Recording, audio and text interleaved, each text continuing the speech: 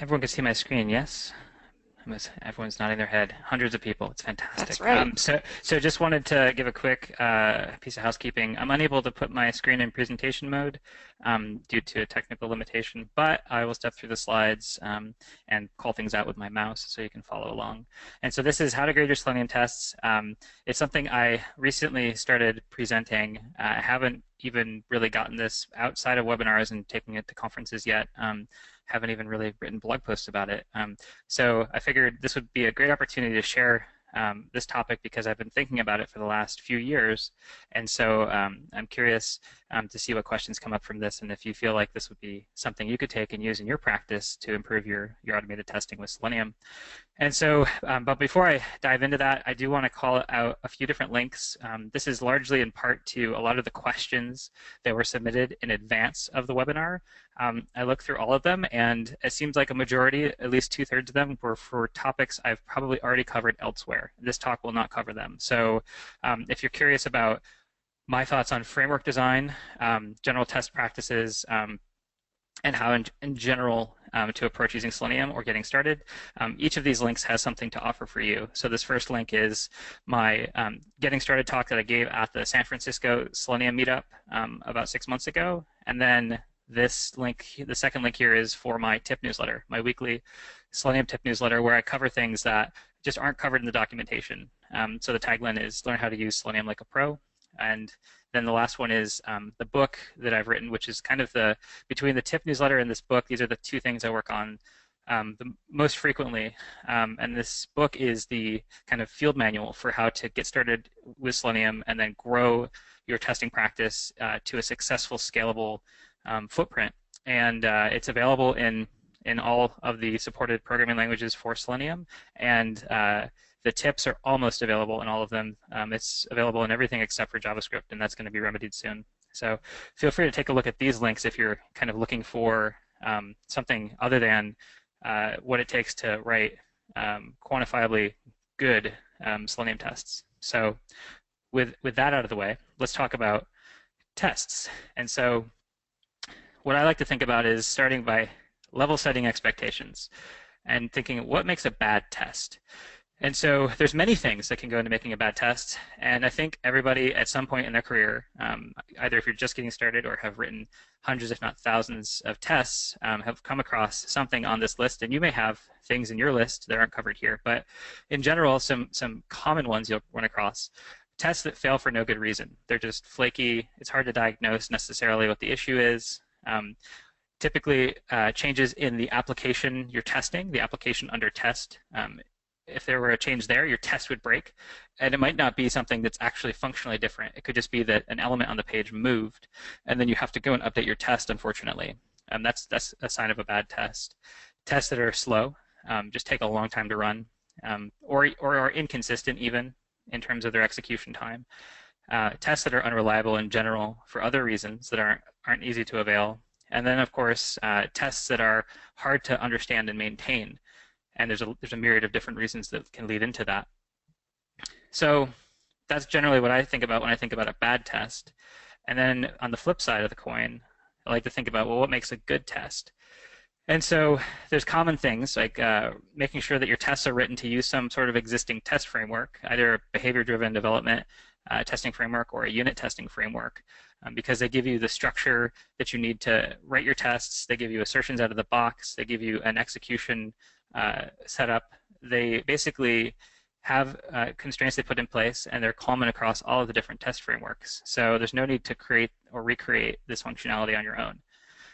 And tests that are good really should be testing one thing, ideally one concept, if not just a very specific thing by us doing a single assertion, but generally maybe a little bit more broadly, just a general concept. So testing one thing, so that would make it atomic.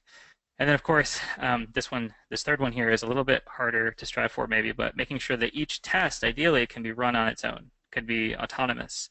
And the reason this one's challenging is because there's typically some very expensive test setup that has to happen in terms of not just loading the browser, but maybe loading data, getting the right data for the test to run.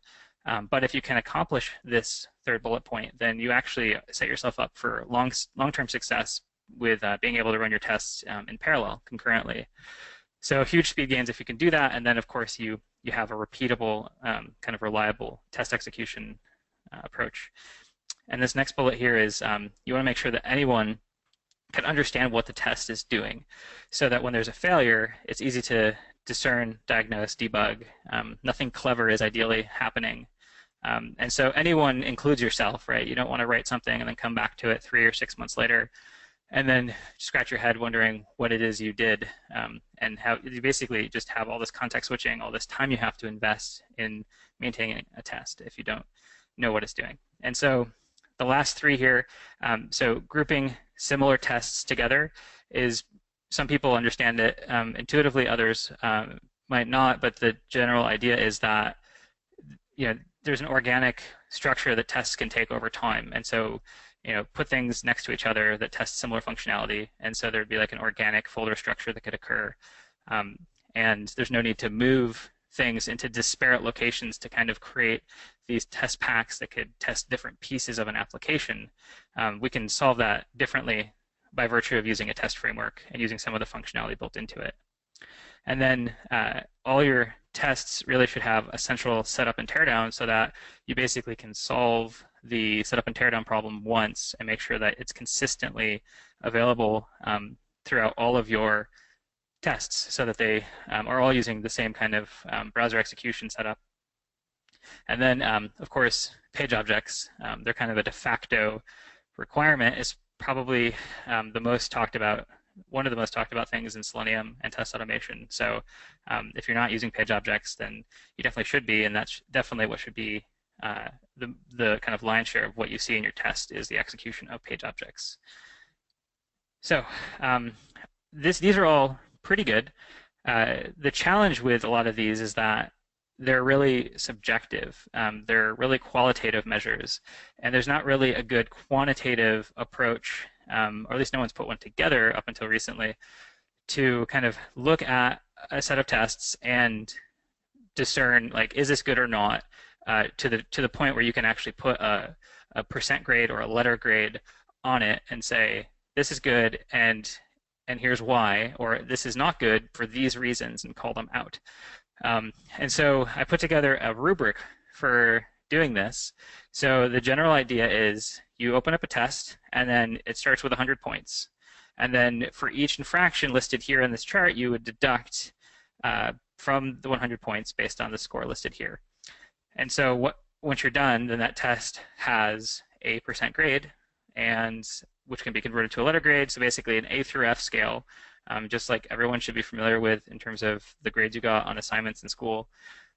It's never going to leave. It's going to haunt you the rest of your life, the A through F grading scale. And so the general gist here is these are the key things I think are worth paying attention to in tests. These are the common things I see as anti-patterns and successful implementations worldwide in terms of usage of Selenium. And so the first one is that Selenium commands should not belong in tests. There should be an abstraction into page objects. And so if you have any actual interaction with the Selenium API in your tests, then you should deduct points. You should deduct 3 points for each infraction up to a total of 9 points.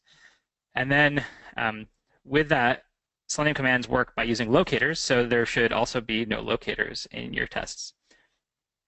And if there are, then you would deduct 2 points for each infraction up to a total of -8. And then, as I mentioned before, setup and teardown should be centralized, and so we should really have that elsewhere. And so if that is in your test, and if it's duplicated throughout your test code, then that's something to call attention to. So there's really only one deduction, and it's a big one. It's 20 points off.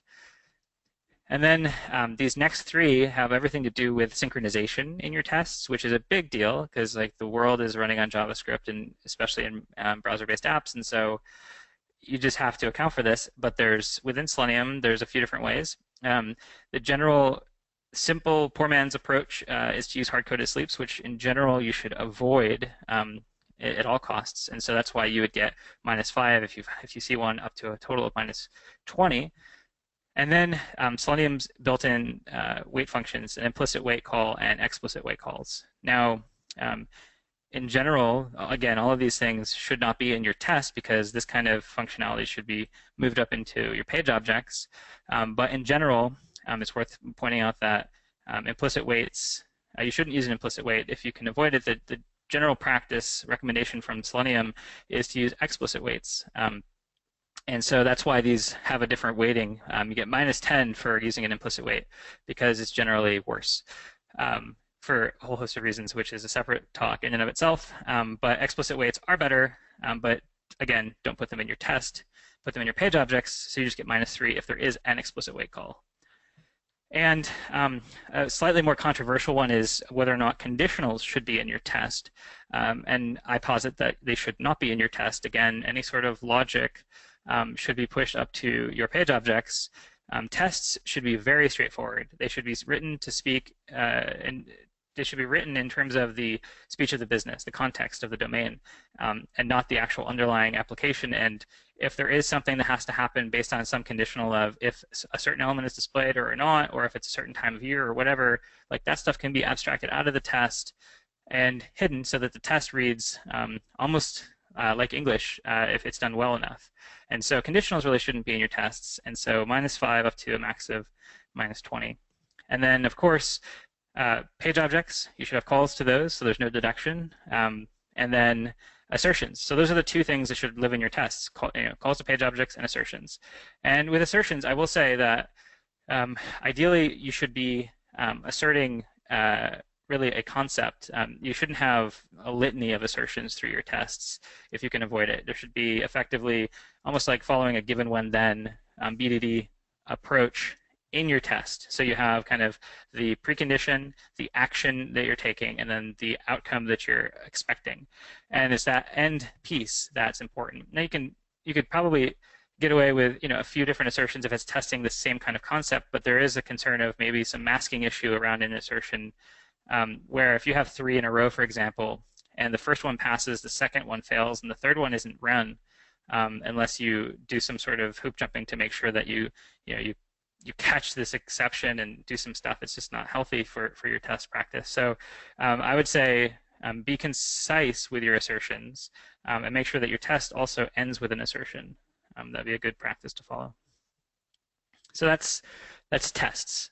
So if you follow these practices, like this should give you a good health check of where your tests stand right now. And I'd help you get some high-value targets of what to address and what to do to fix them. So let's move on to the second piece. This is effectively a three-legged stool, right? There's tests, there's page objects, and then we're going to talk about locators. So page objects, as I mentioned, they're crucial in terms of your automated testing practice. And as far as level setting a definition, I always like to go back to Martin Fowler's seminal blog post on the topic, where he effectively is saying that page objects represent an API where it's kind of a two-sided thing, where one side represents the actual implementation details to interact with a website, and the piece that actually gets consumed into your test is something that represents kind of business logic. So the test should say things like, I want to select an album with a title. But in the actual page object, you could say, I want to find an element with this class, and I want to get the text of it, and I want to click on it. Those are implementation details of how to interact with the page that the test does not need to know about. And page objects kind of have a tough name because people assume page objects mean the whole page. But one possible alternative definition is that you could call them panel objects. I've heard people refer to them as page widgets. There's a different concept that all seems to fit similarly. The gist is find the high value, super important pieces of functionality on the page and then write objects that represent those. And with that, there's a lot to consider about page objects. So following the same process of what makes a bad page object, what makes a good page object, let's start with what makes a bad one. So page objects should not be huge.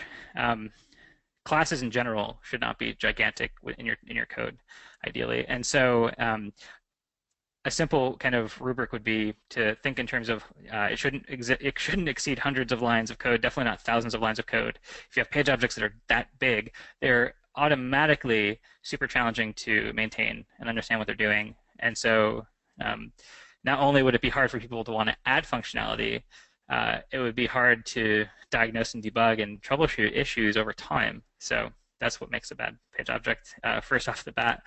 There's some other ones like overreaching responsibility. So page objects that might try to do things that have nothing to do with the actual page that they're representing. So if a page object leaves, like navigates the browser to another page, then it should just return a new instance of that page is taken to, as opposed to trying to interact with that next page. And then containing overly complicated logic. I mean, ideally, there shouldn't be any sort of complicated or clever things happening in your test code. Test code should be really boring, ideally. And so, but in general, if there's anything that smells of logic or any sort of potential abstractions that have to do with interacting with the page, they should end up in a page object, but they shouldn't be overly complicated. If they are, then again, they're hard to maintain and they're prone to breaking. And then there's a potential where a page object could return not enough information or too much information.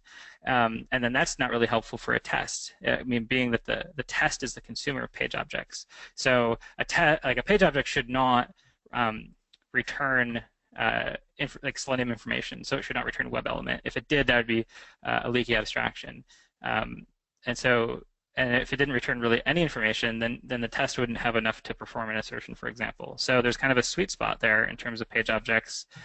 And then assertions happening in the page object instead of the test. This is something that I think there are varying degrees of opinion on in the community, but in general, I think assertions may make sense for certain use cases, but in general, tests are really where assertions need to happen, and putting them elsewhere is kind of a hint that there is room for improvement. And so there might be a smell that this is a bad page object if it contains that.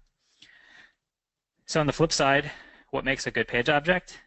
Really, it contains state and it contains behavior. And so state as in locators, the things on the page that you want to interact with, and then behavior, the actual methods that you create to interact with the page. So for a login page, for example, it would have a method for completing the login form. And so then the test would read basically, I want to log in with a user with these credentials, as opposed to I want to find an element and click on it and do all this stuff. So those things would end up in a page object. It's kind of the minimal requirement for a good page object. And then the page object will return some information about the page. Either a new page object, as I mentioned, if the page object you're using takes the browser to another page, it would return a new instance of this follow-on page. Or it could be some sort of information from the page, like a text of something from the page, or some sort of Boolean result for some check, like if you wanted to see if an element is displayed on the page. But again, never a web element. That would be too much information. It would be exposing the API of Selenium and the actual implementation details to the test, which we're trying to avoid doing. And then we want to verify that the page is in a ready state. It could happen as part of initialization, but in general, there should be some sort of mechanism for verifying that the page is in a ready state. And ideally, this is done with an element that you find, as opposed to doing some sort of check that doesn't take into account context of a full browser load, like checking the page title, for example, or checking the URL. If you check to see if something is on the page and clickable or on the page and displayed, that's a pretty good start as far as verifying that the page is ready to be used. So if you're trying, again, with this login page example I mentioned earlier, if you go to actually complete a login, you want to make sure the login form is present. So as for the page ready state check, we could just check to see that the login form is actually displayed. If it is, then the page object would proceed when used in a test, and if it's not, then the page object would stop the test and provide a helpful error message saying the login page was not available. And so those are the two pieces. Again, for practical uses, this is very subjective. And so a better way to think about this would be putting it into a rubric like this. And so again, if you look at a page object or multiple page objects, each one would start with 100 points, and then you deduct points as necessary. And so if a page object, I arbitrarily picked a number because I've seen some page objects that are orders of magnitude bigger than this, but say 200 lines of code. If it's more than 200 lines of code, then you should really start deducting points, and this should scale linearly with the number of lines of code. So -5 for each 50 lines that you're over. And so if you end up with like a 2,000 line page object, you're not going to be doing too good in the grading department. Assertions, they really should not, under this rubric, they should not exist in your page objects. Assertions have a caveat, though. I would say that they could be used to check, to verify page ready state. They could assert that an element is displayed because it returns a Boolean. Assertions are very helpful for Booleans. But you could also do the same thing with exceptions. Like you could throw an error if a page is not in a ready state, which is cleaner. It doesn't require importing an assertion library and an assertion class and doing all of that. The general anti-pattern with assertions I've seen is where actual behavioral methods include assertions to check that the thing did what it was supposed to do. And so that's typically where I think things start to kind of go sideways for page objects. And so I would move to make assertions -5 for each infraction with a max of -20 in a page object. And hard-coded sleeps, again, just shouldn't exist in your test code if you can avoid it. There I've seen like some very rare, again, exquisite cases where like a hard-coded sleep is really the best option, but it's I really fear saying that because I hope people don't misunderstand it. But in general, if you think hard-coded sleep is worth doing, think again and find a different way, because odds are 999 times out of 1,000 there's a better way to do it. And so if you see hard-coded sleep, deduct points. And then implicit weight, as I mentioned before, it's not the most ideal approach for dealing with synchronization in your test code, and you should deduct 10 points if you have it anywhere in your test code. So any page object that has it, each one will get -10. And if you want kind of more information around the rationale, at least from an implementation detail as to some of the bugs you might see with implicit and explicit weights, I encourage you to check out this link here. It'll take you to a write-up that has some rationale behind it. It's a much longer topic of conversation, and the punchline is just use explicit weights. But if you want kind of more understanding about why, that's the recommendation. Check out that link. And explicit weights should belong in page objects, unless you also start to abstract things further. But in general, page objects, explicit weights, that's a win. Verifying page ready state is a yes, but if you're not verifying with an element, then you should deduct 8 points, because I think that you could get a false positive for verification of the page if you're not using an element. And then locators, of course, go without saying they belong in your page objects. And so that's the grading rubric for page objects. And just to kind of reinforce the first two that we just talked about, the goal, obviously, if you want kind of just a quick slogan for this, is avoid flaky tests, fix flaky tests, make your tests reliable. So everything that I'm recommending here, aside from easier to maintain, the hope is that it'll help you, it'll correlate strongly to tests that are problematic for you. This should correlate well to tests that obviously need improvement. So this should help you address general instability in your test framework, in your test code. But again, I think that there's 3 pieces to this: tests, page objects, and locators. And honestly, tests and page objects only make up the half of it. And from an actual quantitative perspective, I think locators make up the other half. And so let's talk about locators. So there's different locator strategies in Selenium. So there are 7, and each one offers some different functionality for how to access elements on a page, but good locators are unique, descriptive, and unlikely to change. And so that rules a few of these out. And so if you really focus on, instead, IDs and classes is a good place to start. That is really a good place to start because they're the most likely locators to be named semantically in relation to the actual business functionality that you're testing.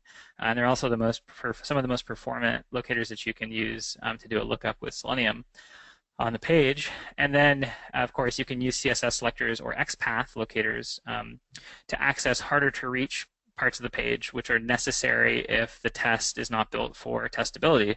Like if there's not really helpful locators, if there's dynamic IDs, all of these kinds of things, which is typically more the norm than actually having helpful markup on the page, unfortunately. But there is a really big debate typically in the industry, which is better, CSS or XPath. and everybody has an opinion, a very strong opinion about it. And so um, the issue I had with this debate was that data was being referenced that was no longer valid. It was several years old at that point, and there used to be a case for one being faster than the other dramatically, but now it's actually a fairly negligible difference between the two.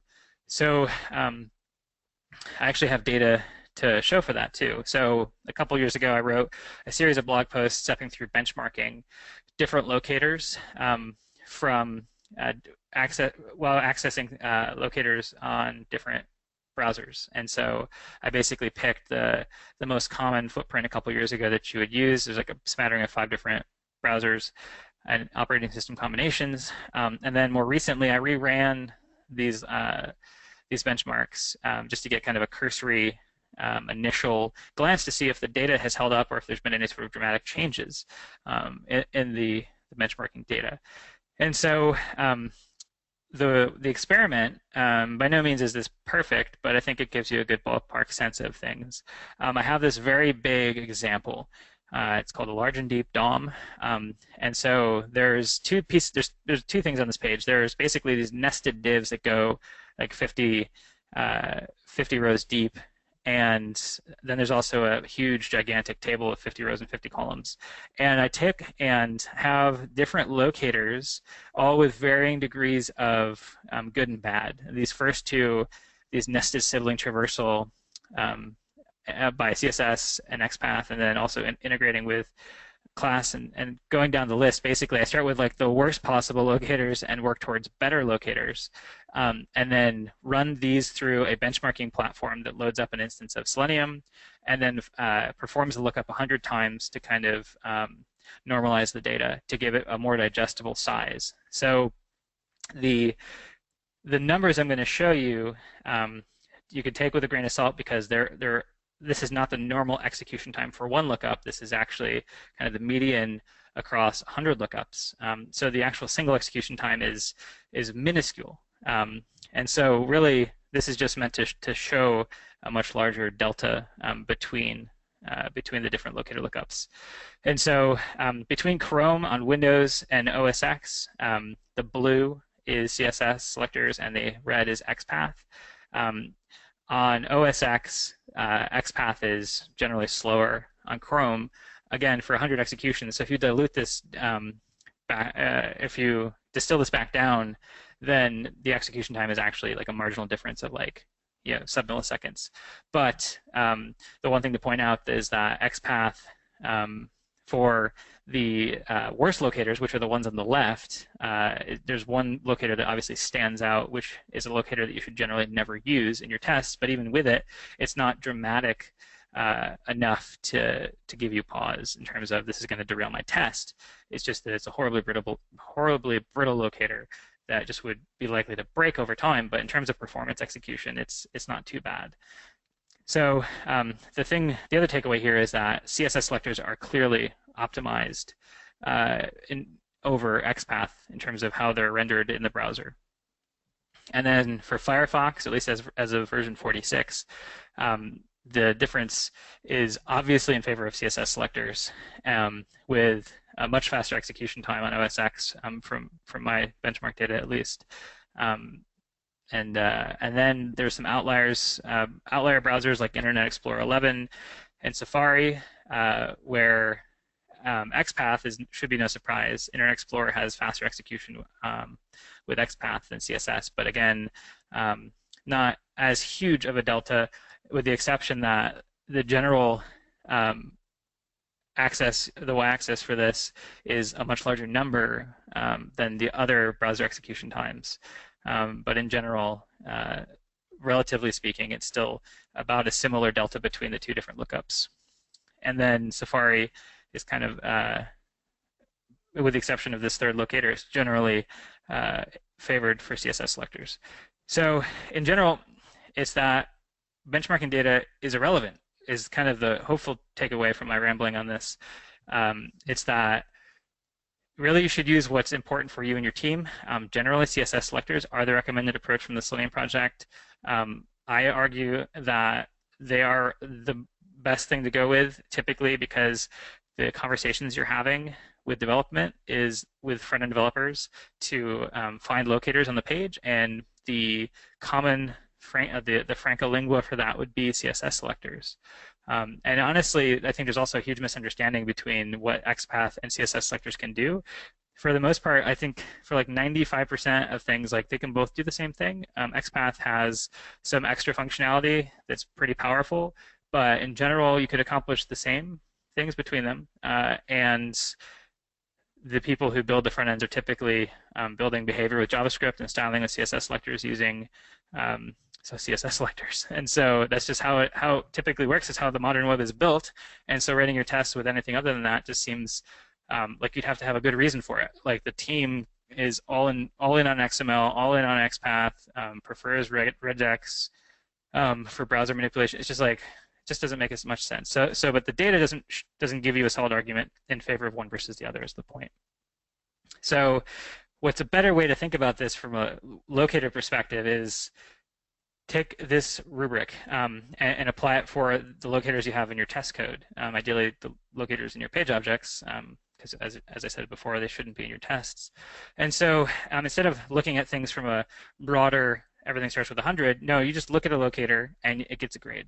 And so here's kind of the high value targets and the most common ones, I think, to give examples of how this rubric can be applied. So dynamic locators are a very prolific and unfortunate situation in front-end development where IDs, classes, different attributes are tightly coupled to something, like it could be a database record, it could just be some random number generator, but basically every time the page loads, the locators could change. Or every time you change from one account to another, that locator will change. And that's unfortunate, but using a locator that's dynamically generated is inherently brittle. Your test will break because the application just came out from under you like a rug being pulled out from under you. So when you have dynamic locators, they should just have a letter grade of a D- because they'll probably work for a while, but they're very likely to break. And so so that's the example I just mentioned. And on the flip side of the very brittle locators, things that are tightly tied to page layout. So the example for the benchmarking data, something like one of these first two, these are very tightly tied to page layout because they're basically starting at the top and they're walking through each of these things, each of the different elements. And if you had a test like that and one of the elements decided to just, the business decided needed to be moved, the developer moved it, it's still on the page, but the way you wrote your locator is going to break, even though the functionality still exists on the page. And so a simple way to think about that would be, if you're using XPath, if there's more than 3 slashes, then it's likely tied too tightly to the page layout. And CSS selectors, if there's more than 3 greater than symbols, then same rule applies. And that gets a D. And then text on the page, in general, will work pretty well just to start. Like if you want to say, I want to find something by its link text, just like this button that says login because there's no good locator on that button, that'll work for a while, but the actual text on the page could change and the button could still stay there, and that can happen without you knowing, and your test will fail, but it's not even a legitimate failure because the button text changed, but the functionality is still there. So that's not great. So that's pretty mediocre. So I would put that as a C. Not horrible, but just an average option, which has an average chance of being changing without your knowledge. And then the top end of this rubric, we start to get into the better things like a reasonable traversal, which would get a B. Things like if you have something you can't scope to directly with an ID, but you could scope to a parent element. So harkening back to this login page object I keep referring to, if you have a login form and the button does not have an ID or a class you can use, but the login form does, if the ID is login, you could actually scope to the ID of login and then within that same locator the child element of the button. And so it would just be like pound login space button, and it would actually know to find that button within just that login form. So then if the login form moves around the page, it doesn't matter. It's actually a reasonable traversal because you found a high value target and then walked into the thing you want to interact with. And then semantic names are really getting into some good stuff. So input labels are pretty good as an example because they're unlikely to change and they're typically descriptive. So like for a username input field on a login form would be an example of name equals username. You could just use that, and that'd be a solid grade, a B+. And then the gold standard, semantic IDs. IDs, by their very nature, should be unique on the page. There should only be one of them. If it's semantic, it could denote the actual business intent of the thing you're trying to interact with. And it should, by virtue of those two things, be unlikely to change. And if so, that's the gold standard. You get an A, you get a smiley sticker for having that on your application, having found it, putting it in your test. And then any of these, if they're not unique, if there's more than one on the page, if your locator maps to more than one, that's also introducing potential brittleness into your locator lookups because if the order on the page changes, if you have two of a thing you're trying to interact with, one gets you where you want to go and the other one doesn't, but the locator maps to two of them, and say you want the first one, it works until the order for some reason changes on the application you're testing, then your test could break without you knowing. So I would deduct 2 full letter grades if it's not a unique locator, just as far as setting a reasonably high bar here. But these are the things I see commonly happen within people's test code implementations. And these are the things that lead to really unfortunate results if you have on the lower end of this rubric, and really good results if you're on the higher end of the rubric. And so with that, I would say gather all of the data that you can across test, page objects, and locators, and then figure out what your testing GPA is. And the way I would weight it would be I would look through all the tests, come up with what the average is across all of them, page objects and locators. And then this is the weighting I would apply. 20% for tests, 30% for page objects, and then 50% for locators. And so if you do that, then you'd be able to figure out what your testing GPA is. And then you'd have a really solid understanding of where your test code is, if it's good, why it's good, if it's not good, why it's not good, and areas for improvement, or areas that are examples of how to make other test code better.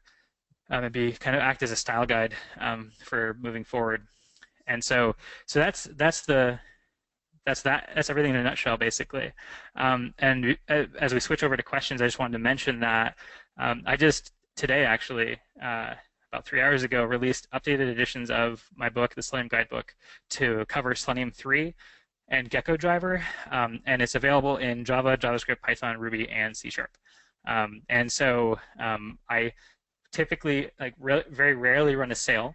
And so I'm doing that again. It's typically once a year, 25% off from now until Friday at midnight. And so just go to seleniumguidebook.com for details about what the book is if you're not familiar, and how to get the discount.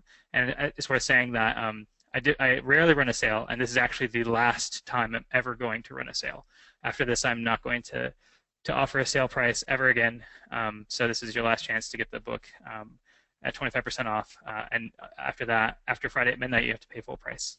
So, and that's it. So let's go ahead and switch over to questions. Thank you, Dave. That was terrific, and we've actually got a whole host of questions. I don't know if we'll be able to get to all of them, but we can also talk about doing some follow-up blog posts. One of the most recent questions are, these rubrics are great. Is there a tool already available to help check an existing Selenium test implementation? If not, can we start an initiative to write such a tool? So I am actively working on said tool. And now that the book updates are out of the way, I'll be able to work on it more in earnest. But it's actually, initially I thought, oh, this probably isn't too hard of a problem to solve, right? And then as I get into it, it's just, it has a lot of details, especially when you account for all the supported programming languages to actually do static code analysis in a central, clean way. So the simple answer is as far as I know, there's not a tool. I think that a lot of this data, at least the locator data, is available in existing platforms like Sauce Labs or Testim and other ones. And so I'd be really keen to, and this is where I'm starting, is basically looking at the locators and finding a recommendation engine that's robust that can account for these things and give good recommendations based on just locators, because that's the low-hanging fruit. That's actually the easiest thing to build first, and then moving into something more robust. So I would say watch this space. Something will be coming before too long. Good. And several questions regarding page objects. One is, if I use page object patterns, should I use interfaces in my test project? So I mean, information. well, I mean, I think that's a larger conversation that's specific to the language of choice, right? So it's statically typed language that uses interfaces, and I think that it depends on kind of your preference for how you want to design your test code. I think that some people prefer composition over inheritance, and some people have different opinions about that. So unfortunately, you get the consultant's answer of it depends. I think that the best recommendation I could have would be try it and see what you think. Does it work well for you or not? Does it seem like it's approachable for other team members to enhance and extend it? I think I've seen some good implementations that do use interfaces with just enough stubbing to make it obvious what needs to be built into page objects. So it does set a good tone if you do it well. But I'd say try it and see how your mileage works out. Got it. Another page object, actually, kind of a resource question, and that is, after all of these years talking about page object, there don't seem to be any common libraries. Does everyone roll their own? And he had actually pointed to a GitHub repo that is no longer accepting pull requests. So is there a good resource for, or good libraries for page objects, page object patterning? Yeah, so there's a bunch of different options depending on the language, and even still, I think that there's always room for improvement, and it depends on your approach, like how much you want to abstract page objects, and if you want to take and think about creating like a base page object or some sort of Selenium utility class that abstracts even the common actions like finding an element and putting text and put those in a central place. But specifically just thinking about page objects by themselves within the context of state behavior of the application, there's things like HTML elements, which is an option, which is an open source library from Yandex, and they make a bunch of great open source stuff. There's the page factory that's built into the Java bindings for Selenium, which a lot of people seem to prefer. I'm generally a fan of just really simple classes, at least starting with that, and then if you see a library that makes you interested, moving to that, but only in that order, because then you understand a lot of the functionality that it's giving you and a lot of the things it's simplifying, as opposed to just starting with it and not really understand what it's doing. And then for Ruby, there's Cheesy's page object gem, and so I think that there are options, but you actually get pretty far just by creating your own really simple structure. Just keep it as simple as you can, solve the problem that you immediately have, and then see what kind of appears over time. And then, yeah, then you could look around and see what open source options there are, which there are plenty depending on your language. Got it. Okay. Wondering, this is going back to the grade. If your page object, I think you had mentioned, was over 200 lines of code. John writes, on the size of the page object, are you talking about the size of a method or the size of the PO class file? Oh boy, that's a scary question. That means that he has methods that are huge and the class is much larger. I'm talking about the general class size.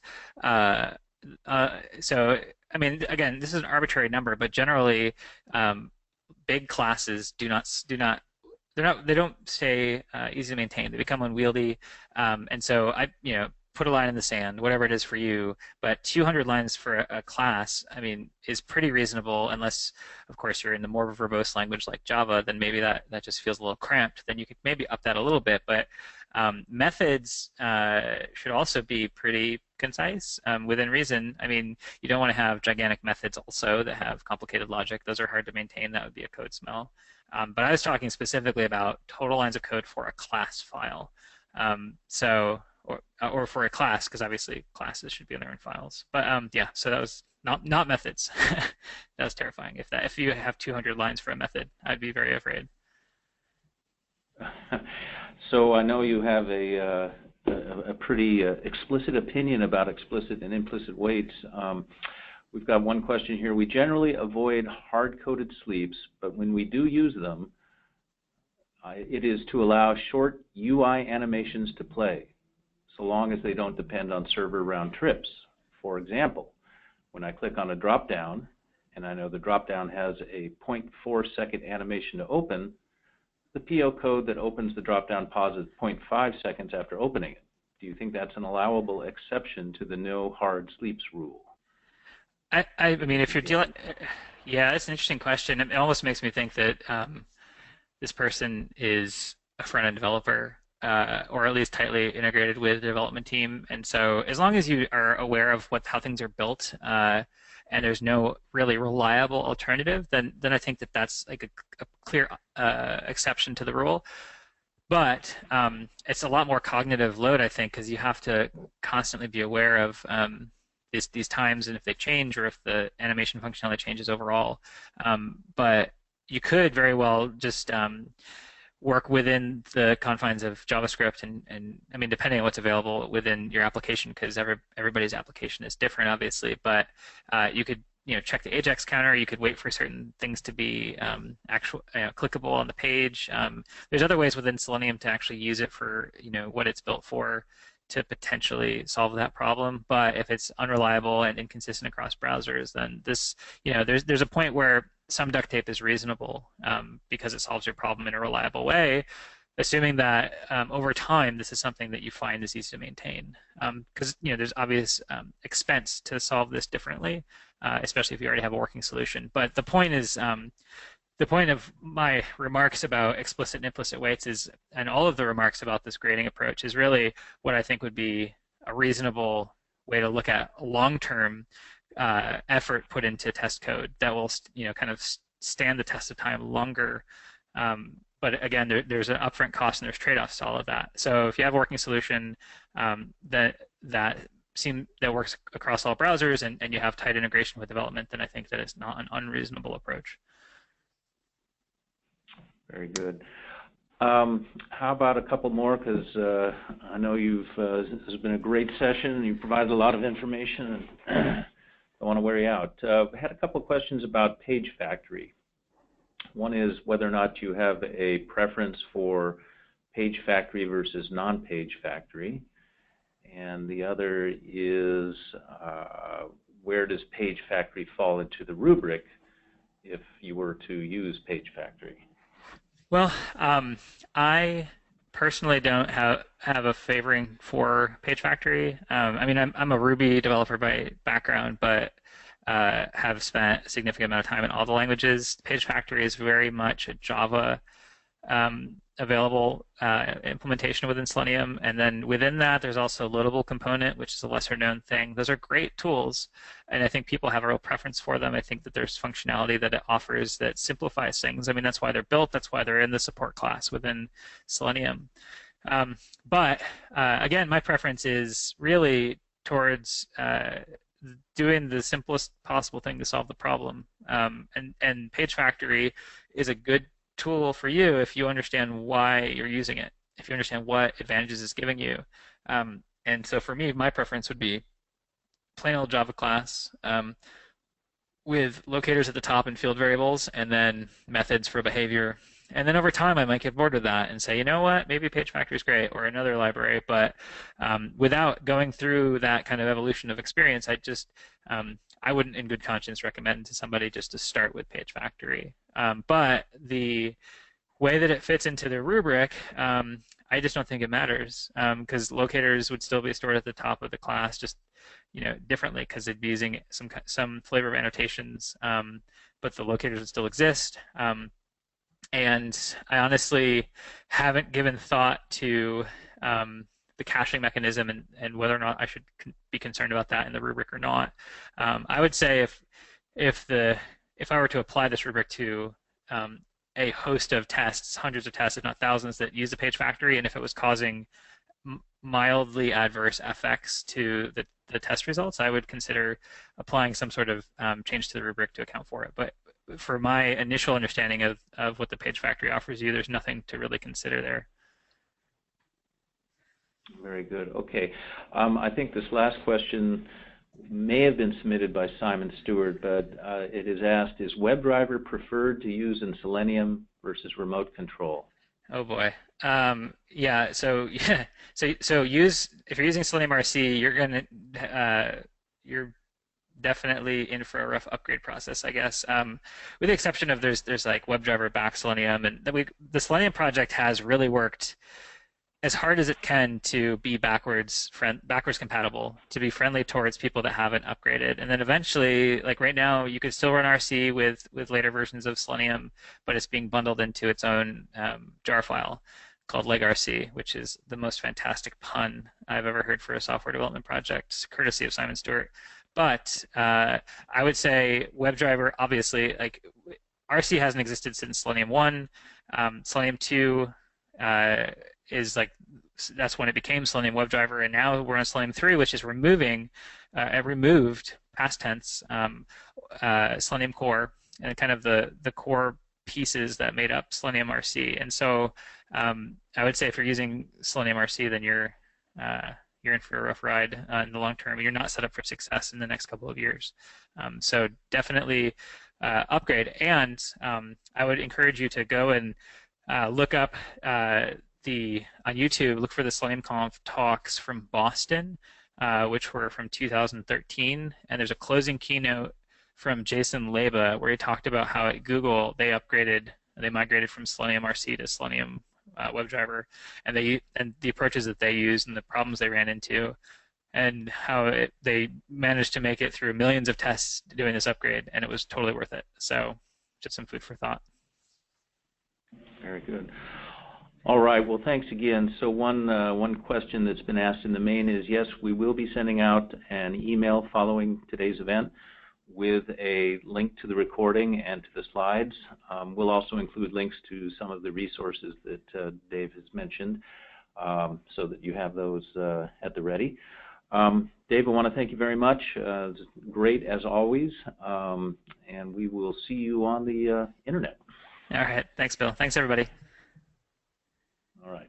All right. Take care. This concludes today's recording. Bye-bye.